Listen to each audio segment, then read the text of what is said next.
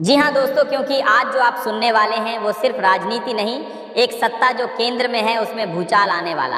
आज हम बात करेंगे उस आदमी की जो चुपचाप चलता है पर जब बोलता है तो बीजेपी की दीवारें हिल जाती हैं। आज हम बात करेंगे उस नाम की जिसे बीजेपी के भीतर का मोदी के बाद कहा जाने लगा है और बाहर की राजनीति उसे कह रही है संघ का असली ब्रह्मास्त्र।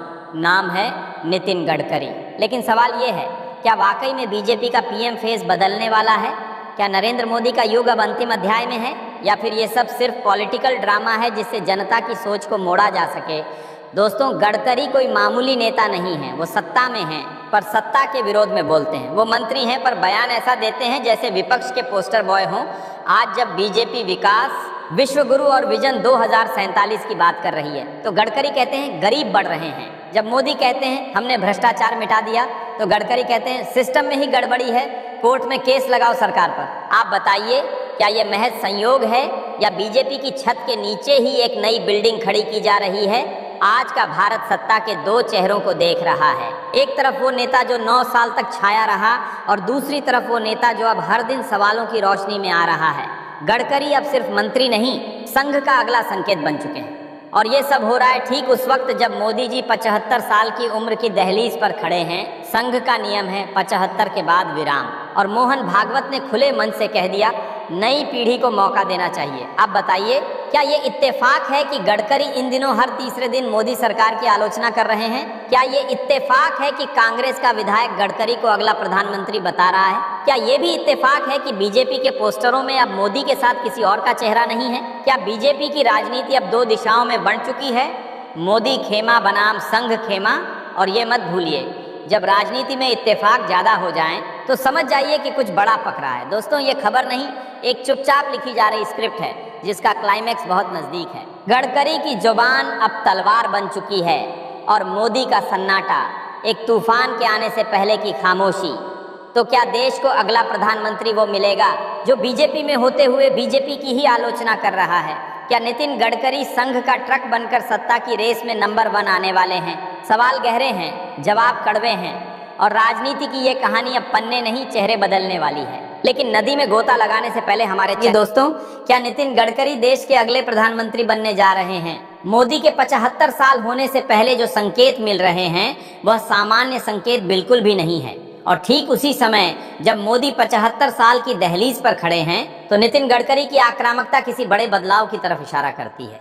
नितिन गडकरी ने सीधे तौर पे कहा है कि देश में गरीब बढ़ते जा रहे हैं और देश का सारा पैसा महज कुछ लोगों के जेब में जा रहा है। अब ऐसा लगता है जैसे नितिन गडकरी ने आर पार करने की ठान ली है। बड़ी साधारण सी बात है कि सरकार मोदी की है और मोदी राज्य में धीरे धीरे गरीब लोग बढ़ते जा रहे हैं।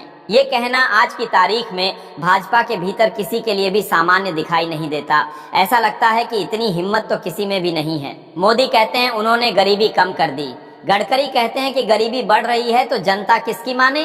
खैर, इस बात को ज्यादा तूल देने का तो कोई मतलब नहीं है। हो सकता है कि गडकरी के मुंह से निकल गया हो, लेकिन गडकरी हर आए दिन भाजपा सरकार पर हमलावर होते हुए दिख रहे हैं। आज उन्होंने यह कहकर सनसनी मचा दी कि समाज में कुछ ऐसे लोग होने चाहिए जो सरकार के खिलाफ केस दाखिल कर सकें। अगर सिस्टम में अनुशासन चाहिए तो सरकार के खिलाफ अदालत का सहारा लेना जरूरी है। न्यूज चैनलों के हवाले से यह खबर है कि नितिन गडकरी मोदी की सरकार में होते हुए यह कह रहे हैं कि सिस्टम को सही करने के लिए लोग सरकार पर मुकदमा करें, यानी कि सरकार को लोग कोर्ट में घसीटें।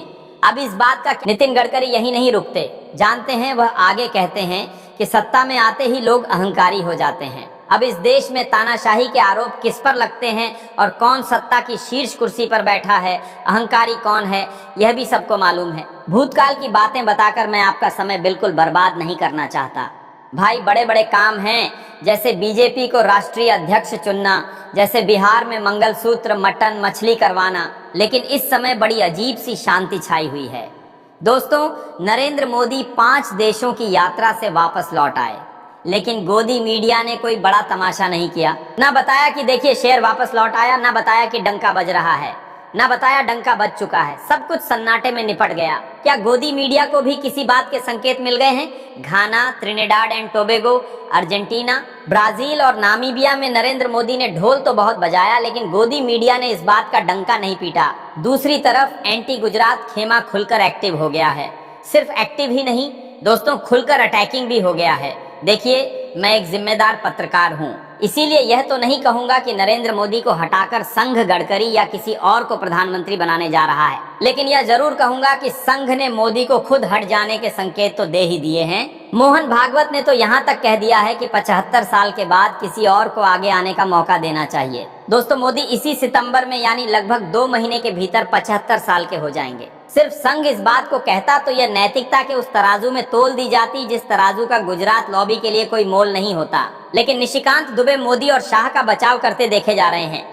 निशिकांत दुबे ने कहा है कि योगी के लिए दिल्ली में जगह खाली ही नहीं है। इसका मतलब है कि कुछ तो खिचड़ी पक रही है।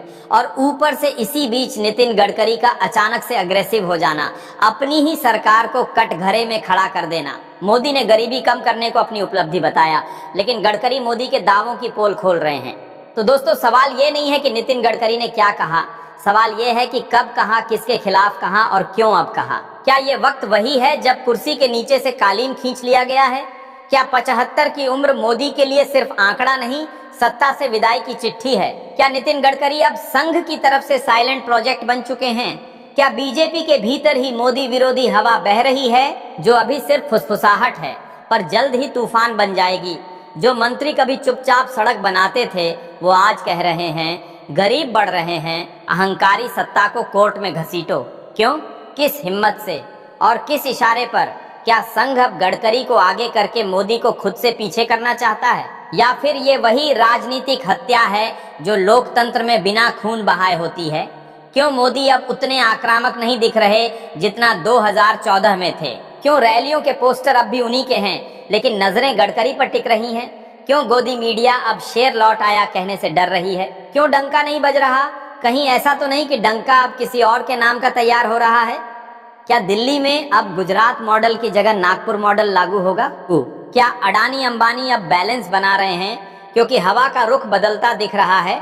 क्या योगी का नाम दिल्ली के गलियारों से जानबूझकर काटा जा रहा है? और क्यों निशिकांत दुबे जैसे लोग अब बयान दे रहे हैं कि दिल्ली में जगह खाली नहीं? क्या राजनीति अब 2 खेमों में बंट चुकी है? मोदी खेमा बनाम बाकी पूरा सिस्टम? क्यों गडकरी रोज रोज सत्ता की नब्ज पर वार कर रहे हैं? क्यों मोहन भागवत बार बार 75 की उम्र की मर्यादा याद दिला रहे हैं?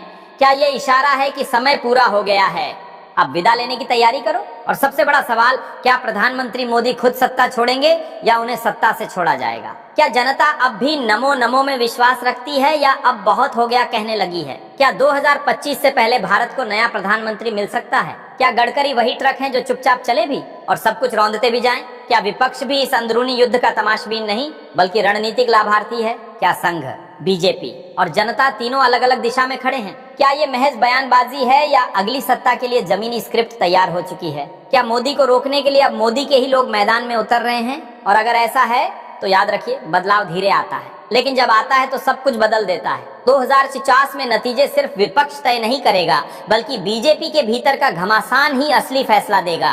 तो तैयार रहिए, देश किसी चुनाव से नहीं, सत्ता के भीतर चल रही चुप क्रांति से बदल सकता है। जिस दिन ये पर्दा उठेगा, आप कहेंगे हमें बताया नहीं गया, लेकिन सब कुछ पहले ही तय हो चुका।